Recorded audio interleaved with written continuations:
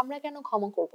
যেহেতু রমজানের মাস চলছে, এখন সবাই আমরা ইমোশনালি স্পিরিচুয়ালি আমাদের মনটা অনেক নরম হয়ে আছে, অনেক চিন্তা আমরা যখন অন্য সময় করি না, কিন্তু রমজানের সময় আমরা কিন্তু অন্যভাবে দেখি অ্যাজ এ মুসলিম। আজকের কন্টেন্টে আমরা আলোচনা করব যে আপনি কেন অ্যাজ এ মুসলিম ক্ষমা করবেন।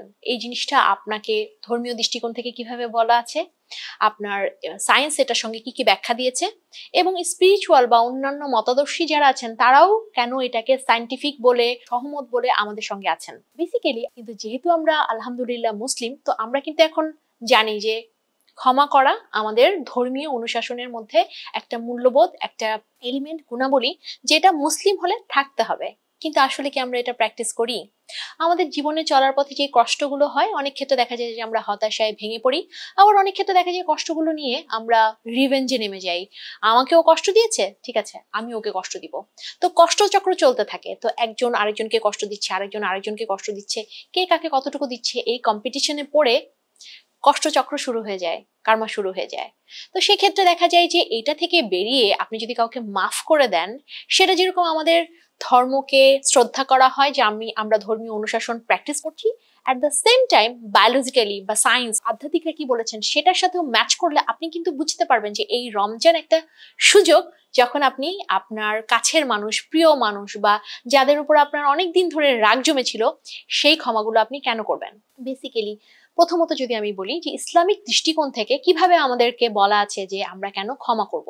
স্রষ্টা বলেন যে আমরা যদি ক্ষমা করি তাহলে উনিও আমাদেরকে পরকালে ক্ষমার যেই জায়গাটাতে আমরাও ক্ষমা পাবো, এটা সহজ হবে। আমাদের রাসূল সাল্লাল্লাহু আলাইহি সাল্লাম উনার জীবনী যদি আমরা দেখি, দেখা যায় যে উনি কিন্তু যেই বুড়িটা ওনার পথে কাটা বেছাতো তাকেও তিনি সাহায্য করেছেন, এবং যারা তাকে খুন করতে চাইতো, পাথর ছুঁড়ে মারতো, তাদেরকেও কিন্তু উনি ক্ষমা করেছেন। যখন ফেরেশতারা চেয়েছে যে এই জাতিকে ধ্বংস করে দিব, তখনও উনি বলেছেন যে না, আমি চাই না ওরা ধ্বংস হোক, আমি আশা করি পরবর্তী জেনারেশন হয়তো ইসলাম ধর্ম গ্রহণ করবে। এক ছিল বিনয়, অন্য ছিল হচ্ছে আশা, পজিটিভিটি এবং মাফ করা, যে ভুল করেছে, জানে না, তার জন্য আমাকে কষ্ট দিয়েছে, কিন্তু যখন একজন মানুষ জানবে, বুঝবে, তখন কষ্ট দিবে না। এটাই হচ্ছে ইসলাম, এবং ইসলামের সৌন্দর্যই হচ্ছে ক্ষমা করা, দয়ালু হওয়া, ত্যাগ করা।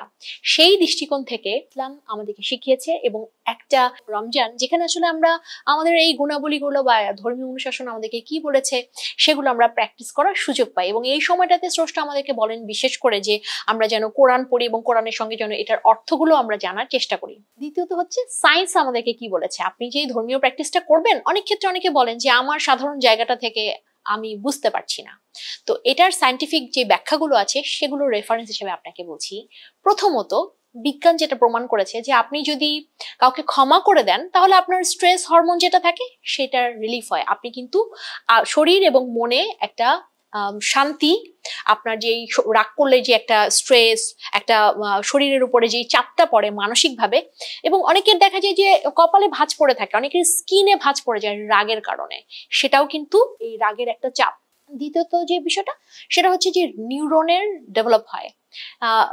এই নিউরনে দেখা যায় যে ভালো লাগার হরমোনটা, সেই হরমোনটা বেশি নিঃসৃত হয়, অন্যর সাথে সম্পর্ক ভালো হয়, ভালো একটা পরিবেশ তৈরি হয় যদি আপনি অন্য একজনকে মাফ করে দেন।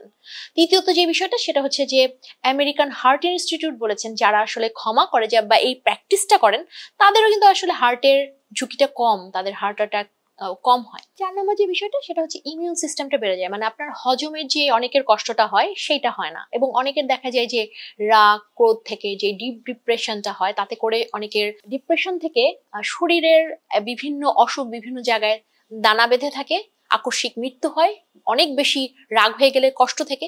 তবে সেক্ষেত্রে আপনি যদি মাফ করে দেন, আপনার শারীরিকভাবে আপনি যেরকম সুস্থ থাকছেন, মানসিকভাবেও আপনি সুস্থতা অর্জন করবেন। এটা হচ্ছে গিয়ে সায়েন্স আপনাকে প্র্যাকটিক্যালি প্রুফ করে বলে দিচ্ছে। তৃতীয়ত যেই জায়গাটা সেটা হচ্ছে আধ্যাত্মিকরা যারা অনেক বুজুর্গ বা সমাজে বিভিন্ন ভাবে যারা ধর্মচর্চা করেন বা কর্মের কার্মা নিয়ে কাজ করেন, তারা যখন আমাদের এই ইসলাম ধর্মের এই মতামতের সাথে সাদৃশ্য রেখে তারাও সহমত বলেন যে যদি আপনি মাফ করে দেন তাহলে আপনার আত্মা পবিত্র হয়। এবং সম্পর্কের ক্ষেত্রে দেখা যায় কি যে আপনি যে একজনকে মাফ করে দিলেন, আপনার শরীরটা হালকা হয়ে গেল, আপনি অনেক রিলিফ ফিল করছেন।